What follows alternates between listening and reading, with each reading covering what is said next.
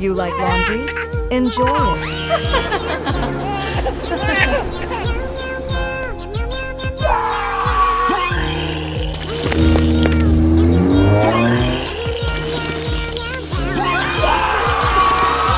Who did this to you?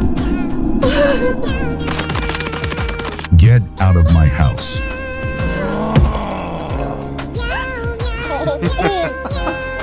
Woo!